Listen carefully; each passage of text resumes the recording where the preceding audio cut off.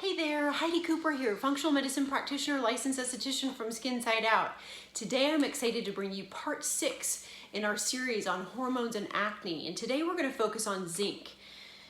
It's a critical piece of the puzzle and a real easy thing to work with, and if we don't have the adequate zinc levels necessary for hormone production, we can really create a lot of imbalance and in turn acne, because we know that acne is just simply a symptom of that hormonal imbalance that's going on. So I'm going to link a study below that shows the critical importance of zinc in the endocrine system. And so it's necessary for hormone function in general. It's basically the raw materials that we have to obtain from an outside source for those hormones to be produced the way that they need to be. Zinc also has a lot of anti-inflammatory components to it as well that can be hugely helpful when we've got some of that red cystic acne that really needs the healing from that inflammation getting out of control. So it can be very helpful there as well. So there are many reasons that people are so low on zinc. We find that a really large percentage of the population is. And one of the reasons can be high stress levels for extended periods of time. And unfortunately, I feel like there are a lot of people that are under an undue amount of stress for extended periods of time. And as a result, that ends up depleting those zinc levels. And the zinc needs to be obtained from an outside source. It's not something that our bodies manufacture. So we need to make sure that we're getting it from an outside source. Another reason for some of these low zinc levels can be if someone's eating a diet with a lot of grains.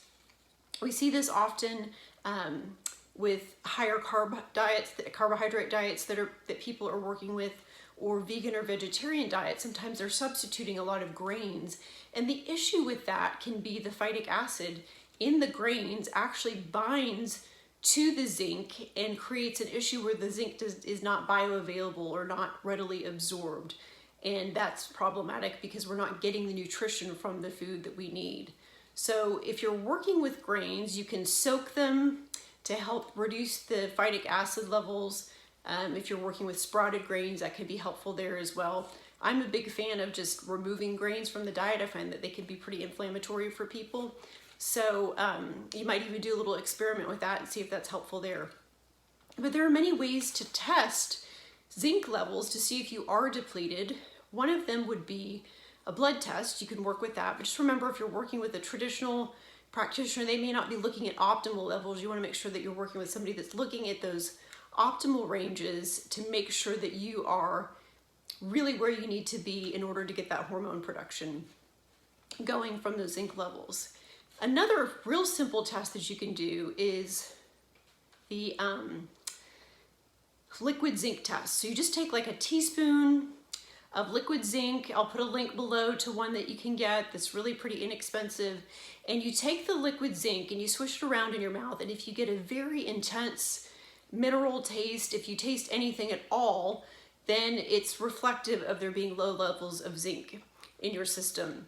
If you don't taste anything at all, that's reflective of the zinc levels potentially being where they should be. I feel like I've observed that over the years being fairly accurate. So that's an inexpensive way to test.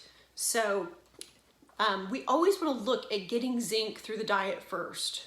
One of my favorite ways to work with that is sprouted pumpkin seeds. They have very high levels of zinc. There's also some component to the sprouted pumpkin seeds that helps with estrogen metabolism as well, which is hugely helpful in the gut microbiome. Another source would be grass-fed beef. You could do oysters, peas. There are different ways to get zinc in the diet if you're not already working with those. And if you are, zinc is a really inexpensive way. There's an inexpensive supplements to work with there too. And I'll put a link to some that we've had great success with in our office. So hope that information was helpful for you. Something that's a real easy fix that can help that hormone production be working the way that it should be. And a lot of people are just unaware that they're low in zinc. So if that information was helpful for you, please let us know. Like and share this video if it was helpful for you. And let us know if there's any questions that you have. Always happy to help. Health and happiness. Have a super fantastic day. Thanks so much.